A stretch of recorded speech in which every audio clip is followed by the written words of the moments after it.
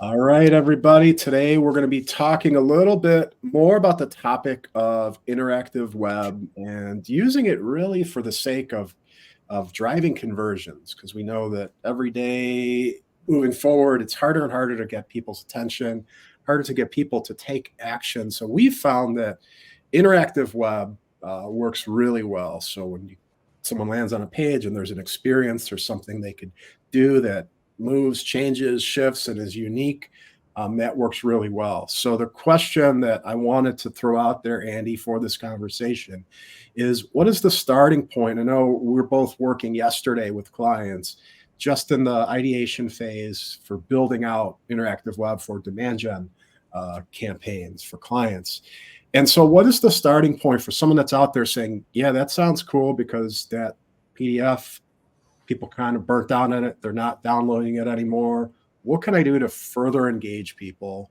What's the starting point? How do you figure out what that interactive tool, widget experience is? Yeah, I mean, so we'll get into personas, which is a big piece of the first stage. But I almost want to step back and say the first step is a mindset shift, right? Is you just explain the concept that we've got to interact, we've got to engage with our audiences because the web is changing, and just that's what's required. The mindset shift is really moving away from this idea of even flat content, but then what our common ideas of engaging with audiences online is. And one of the things we just released was this article that kind of outlines a wide range of different interactive experiences. And I think one of the first places to start is to make sure that you're opening up your mind, because most people, when they think, I'm going to make an interactive experience, they go ROI calculator or something similar to that. And really, the world of this is so much more expansive, whether you're talking B2B or B2C. And in my mind, even things that you would naturally think like a quiz that's associated to B2C can be for B2B, because we have to remember it's H to H, human to human. I'm going to just keep throwing out these twos Yeah. here, but humans are humans, and I think there are ways in B2B to do these things that even feel very consumer oriented. But I think when you think about interactivity, like interactive infographics and data visualizations, where people can really interact with market information or information that you've collected, data that you've collected that's unique specifically to you, and then allowing them to get greater depth of that after they've converted. We're seeing that with a couple clients now where they've got data that they've collected from thousands of customers, and exposing a little bit of that to their target audience is extremely appealing and can drive a lot of traffic. Interactive videos, this is a trend where now, with the capability of video, that you can almost do choose your own adventure. You remember the books that, it's like, oh, go to this page and continue. Well, video can be that way. And so you can create really personalized experiences through video. We obviously talk about virtual tours, interactive timelines, again, kind of along the lines of data visualization, but really being able to look at something over a period of time. There are products out there, whether it be SaaS, that could help provide, data to their target audience that's valuable from a time perspective. Ebooks, interactive ebooks, where you're clicking and you're moving through it instead of just reading it. It actually creates an experience or even customizes it. We're talking about an experience now where the ebook actually shifts based off of some selective information, where it changes some of the content within it, so it's a much more personalized, customized experience. User generated content, your own apps, right? Interactive presentations, comparison tools that I love, of being able to choose some factors and see a difference, not just between packages or prices, but between different solutions in the marketplace, like alternatives, or other things that might be available. Interactive templates, augmented reality these days, all of these different pieces. I think, again, for me, one of the starting points is making sure that you're coming into this process and saying, we want to engage with our audience. We want to create an interactive experience that's going to drive traffic, that's going to drive conversions. And we are not limited. The sky is the limit for how we can engage with our target audiences. And this is just the starter, right? This list. There's so much more that can be done. This is just a sampling to give you some ideas and Yeah. kind of can I mean, there's so much nuance to each one of, absolutely. Even a calculator. I said ROI, but there are a million of different types of calculators out there. And same thing as you go through almost all of these, that there are so many nuances to what's possible. And I think that's the awesome part of this, is that there are so many companies that have not opened their mind to explore this, and that we're still, to me, it's like the Wild West, right? It's completely undiscovered. There is a little bit of it out there, but I think there's not much. And so the opportunity for organizations to, forge ahead, to stake their flag in land that no one has touched before. We are still in that space, which seems crazy today in the world of, marketing and the web. You almost feel like everything's done, but I don't think so. I don't even think we're close. Yeah, and I think that speaks to what this is hitting on. This is hitting on something that goes back to that H to H, right? So human beings, we love novelty. Human beings are fascinated by anything that's novel, that's new, that they've never seen before. And what happens is, as these things take over and you see it everywhere, then we become kind of bored with it. But right now, like you're saying, people don't see this much. It's very rare. And so by jumping in now and diving into, something interactive, an experience, and using that, especially for like conversion's sake, that's something that can be really powerful, because people want to play with it. They want to figure out what the output's going to be, how it's going to be personalized, and learn more. And most people are so burnt out on things and kind of unfazed. Something new and novel like this really grabs attention. And I'll just throw out a random idea that came into my head while you were talking of how you look at this from different markets, right? Like an architect, we don't see those as the pinnacle of marketers in a lot of cases, but you take an architect and you build an interactive timeline of the comparison of office space design over time, to employee engagement, right? Or something like that, even into home office.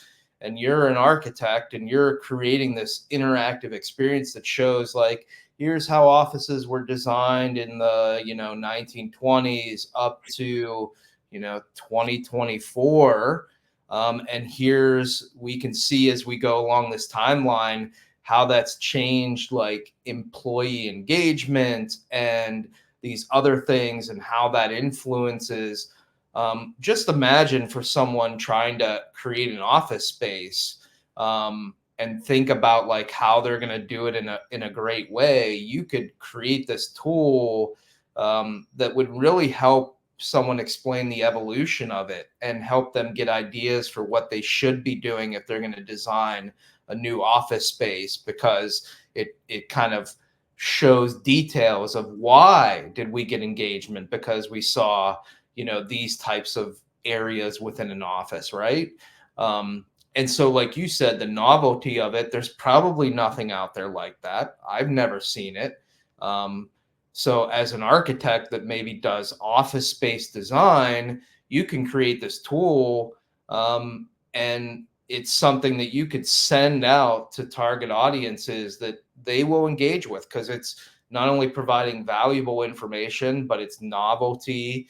And then you could even have data that's associated to this that is behind a, conversion of an email, so that then, you're getting some sort of interaction with them. And so I think, even if you're an architect and you don't think there's an interactive experience, I think my example here is to say, I think it doesn't matter what you do. There is some way that you can create some humanized, interactive, or engaging experience that can be very appealing to an audience, provide value, show your expertise, and drive conversion. Because there's probably some report out there that has been done that has all the info that would be needed to develop that experience, but no one wants to read the report, right? Yeah. Or, 50 articles that talk Yeah. about like different things of office space design. But again, I mean, your target audience, if you're an architect doing this, probably one doesn't want to go do that research. That's why they're hiring you. But if you can show that you know it and do it in a way that's like easy and fun, they're going to both be understanding that you know this better than anybody else. They're going to be a little bit more knowledgeable when they come talk to you, and they're going to just be they're going to remember you, because they're going to come here and have this experience that they're going to go, well, I've never seen anything like this. This is pretty cool. I've got to talk to these guys, right? So there's definitely that aspect of it as well. Yeah, and then I think we dive into the other piece that we wanted to talk about to figure out this process is really understanding who your audience is and what they're interested in, what their needs are. Yeah. And so, I mean, I guess I would say on the reverse side of what we just said is now the challenge is there are so many different ways that you can interact with folks. This is going to cost time and money to develop. So how do we make sure that we are creating the right experience that is going to influence our audience? And obviously, it starts out with understanding that audience inside and out. And, we argue this all the time, that personas, I think a lot of times people see it as, vanity projects, like let's create a little persona. But talking about developing an interactive experience is where the rubber meets the road of making sure that you do it at a really in-depth level. And so that's why, Frictionless, this platform that allows you to use AI to research and define pieces of your target audience, we're defining their pains. What are they dealing with every day that's a challenge? What are their buying factors? What are they using to decide whether they want to choose to work with someone? What are their motivations? What are their responsibilities in their job? Who influences them? What are their interests and solutions, and software and trends? What are channels that they really engage with? What are demographic information of, who they are, what their background is, what their personality is like, what environment they work in?